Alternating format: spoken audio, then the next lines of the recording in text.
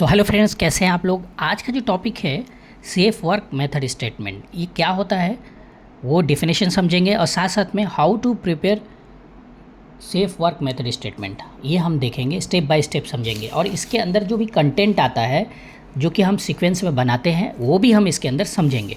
तो चलिए स्टार्ट करते हैं। What is safe work method statement.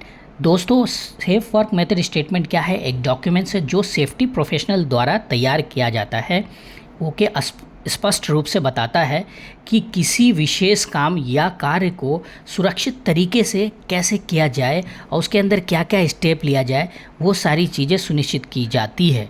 और इसके अंदर जो हज़ार्ड है, ठीक है, और जो रिस्क है उसको कैसे कंट्रोल किया जाए, ठीक है, वो सारी चीज़ें डिटेल इसके अंदर दी जाती है। और इसके अंदर क्या होता है, जो भी इसके अंदर यूज़ होने वाला सेफ पीपीज़ है उसको कैसे यूज़ करना है, वो डिटेल्स भी किस जॉब स्पेसिफिक एक्टिविटीज़ के लिए वो भी मेंशन इसके अंदर होता है।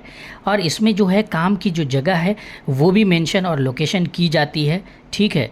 और इसके अंदर जो जो रिस्पॉन्सिबिलिटीज़ पर्सन होते हैं उनका भी मेंशन किया जाता है। और इसके अंदर इमरजेंसी में क्या क्या प्रोसीजर लिया जाता है स्टेप बाय स्टेप, वो भी डिटेल्स इसके अंदर दी जाती है। साथ साथ में इसका मुख्य उद्देश्य होता है एक्सीडेंट को रोकना, सुरक्षा कानून का पालन करना और हाई रिस्क जॉब को सेफली परफॉर्म करना। तो चलिए हम लोग स्कोप की बात करेंगे।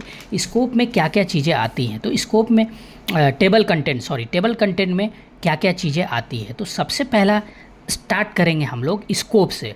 जब भी आप फॉर्मेट बनाएंगे तो सबसे पहले स्कोप देंगे। तो स्कोप यानी कि वर्क मेथड स्टेटमेंट का स्कोप क्या है, ठीक है। तो उसके बाद आता है पर्पस मतलब दूसरा इसका क्या है, पर्पस इसका क्या होना चाहिए वो उसके अंदर डिटेल होता है, किस लिए हम बना रहे हैं। डेफिनेशन क्या है इसके अंदर, वो चीज़ें मेंशन होती है। रेफरेंस मतलब कि कहाँ से हमने ये चीज़ें लाया या किसके रिक्वायरमेंट से। रिस्पॉन्सिबिलिटीज़ यानी कि इसमें जो भी वर्कर्स एंड इंजीनियर इन्वॉल्व है उनकी रिस्पॉन्सिबिलिटीज़ क्या है वो मेंशन होती है। 5.1 में बात करें, प्रोजेक्ट मैनेजर की रिस्पॉन्सिबिलिटीज़ क्या है एंड कंस्ट्रक्शन मैनेजर की क्या रिस्पॉन्सिबिलिटीज़ है, HSC मैनेजर की रिस्पॉन्सिबिलिटीज़ क्या है, सेफ्टी ऑफिसर की क्या है, प्रोजेक्ट साइट इंजीनियर की क्या है, साइट सुपरवाइजर फोरमैन की क्या है। ये स्टेप बाय स्टेप आपको लिखना है। आपको लास्ट में वो फॉर्मेट में बता दूंगा कैसा रहेगा। उसके बाद आपको क्वालिटी कंट्रोल एंड इंस्पेक्टर की क्या रिस्पॉन्सिबिलिटीज़ है एंड वर्कर्स की क्या रिस्पॉन्सिबिलिटीज़ है। 6.0 में आता है इक्विपमेंट टूल्स, मतलब कौन सा टूल्स यूज़ होने वाला है इसके अंदर, उसमें क्या क्या हज़ार्ड एंड रिस्क है वो भी मेंशन रहता है। मटेरियल क्या यूज़ होने वाला है, कौन सा होने वाला है हमारे साइट पे, वो चीज़ें मेंशन होता है। 8.0 में यानी कि पीपीस क्या क्या हम रिक्वायर्ड है इसके अंदर वो भी हम मेंशन करते हैं। 9.0 में मतलब सेफ्टी का क्या सिस्टम है, रूल्स है, वो मेंशन होता है। सेफ्टी प्रोसीजर क्या होगा इसके अंदर वो मेंशन होता है। 11 पॉइंट में है ऑपरेशनल प्रोसीजर, मतलब कि कौन सा काम करेंगे या क्या जॉब एक्टिविटी परफॉर्म होने वाला है वो मेंशन होता है।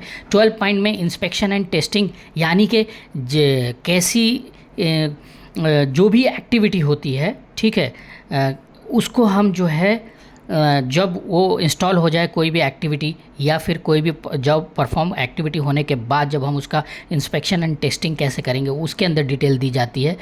13 पॉइंट में आता है अटैचमेंट, यानी कि उसमें फॉर्म कौन सा यूज़ करेंगे, फॉर्म कौन सा यूज़ होने वाला है उसके अंदर, डॉक्यूमेंट्स क्या क्या होगा, रिकॉर्ड क्या रहेगा, वो सारी चीज़ें इसके अंदर मेंशन होती है, ठीक है।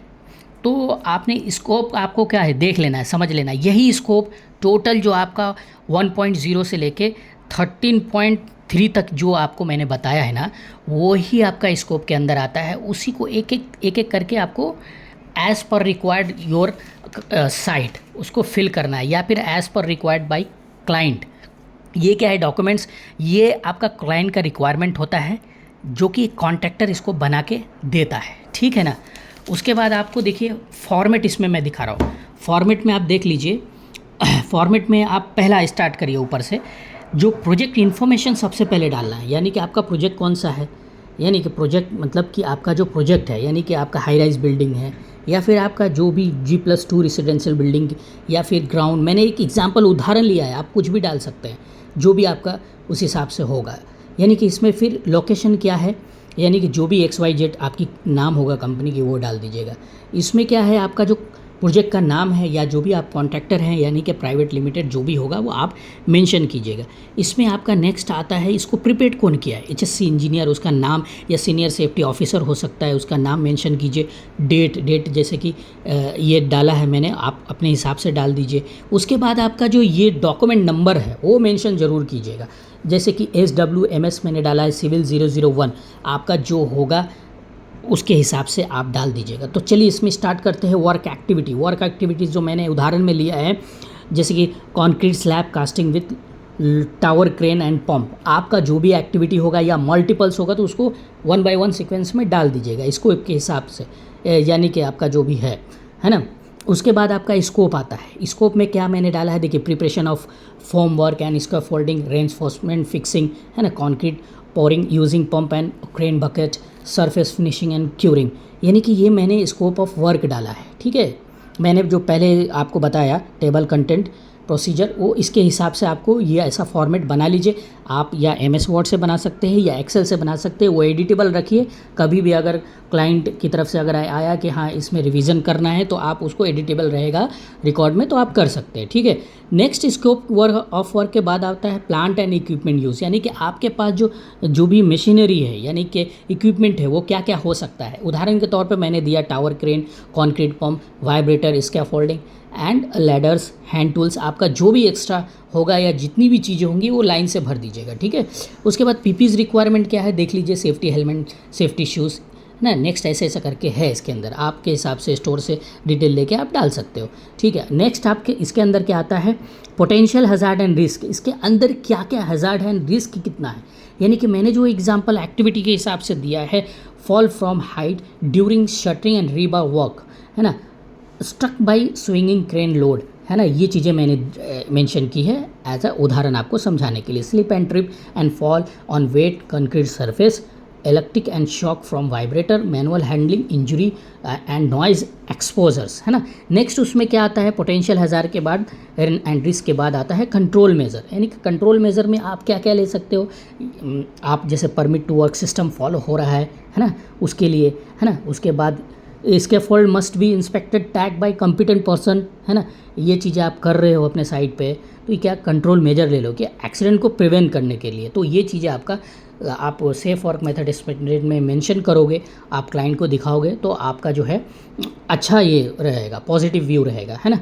जैसे कि आपको कंट्रोल मेजर में और क्या है, workers use fall protection, harness, lifeline, ये सारी चीज़ें। इलेक्ट्रिकल्स के लिए टूल्स विथ प्रॉपर अर्थिंग, है ना, एंड ELCB है, टूल बॉक्स स्टॉक आप डेली देते हो। First aid and fire extinguisher available at site, वो सारी चीज़ें मेंशन करो, है ना। इस तरीके से इमरजेंसी प्रोसीजर में क्या है, इमरजेंसी कॉन्टैक्ट नंबर में आपको एवरी साइट पे डिस्प्ले करना है ना। और फर्स्ट एड ट्रेंड पर्सन आपने रखा है। अवेलेबल नियरेस्ट आपका जो हॉस्पिटल से टाई है, फायर एविक्यूशन प्लान है, उस टाइप से आपको फिर करना होगा। ट्रेनिंग एंड कॉम्पिटिसी में क्या है, ट्रेनिंग एंड कॉम्पिटिसी में worker must be undergone site safety induction, मतलब जो भी वर्कर है और आपको साइट का इंडक्शन देना है ना। Crane operator and signal man जो है आपका रहेगा वो सर्टिफाइड होना चाहिए। वाइब्रेटर ऑपरेटर ट्रेंड होना चाहिए, है ना। सुपरवाइजर कॉम्पिटेंट इन WMS इम्प्लीमेंटेशन, वो सब चीज़ें मेंशन होनी चाहिए उसके अंदर। उसके बाद आता है आपका रिस्पॉन्सिबल पर्सन कौन कौन है, साइट इंचार्ज, आपका जो नाम होगा वो डाल दीजिएगा, मैंने उदाहरण के तौर पर डाला है। सेफ्टी ऑफिसर कौन है, एंड आपका जो है सुपरवाइजर कौन है। फाइनली साइन ऑफ करना है, सिग्नेचर लेना है इस प्रोजेक्ट, इसको जो आपका WMS है इसको रेडी करने के लिए, है ना। तो कौन कौन प्रीपेड, इसमें साइन किसका किसका होगा, लास्ट का जो ऑप्शन है साइन ऑफ, देखो उसमें क्या होगा आपका, प्रीपेड बाय HSC ऑफिसर, उसका साइन ले लीजिए, है ना। रिव्यू बाय प्रोजेक्ट मैनेजर, उसका साइन ले लीजिए। Approve by client and principal contractor, यहाँ पे साइन मेंशन करना है, आपको लेना है। तो उम्मीद करता हूँ दोस्तों आप लोग समझ गए होंगे। ठीक है, तो जो भी लोग नए हैं प्लीज़ चैनल को सब्सक्राइब कीजिए। Thank you so much.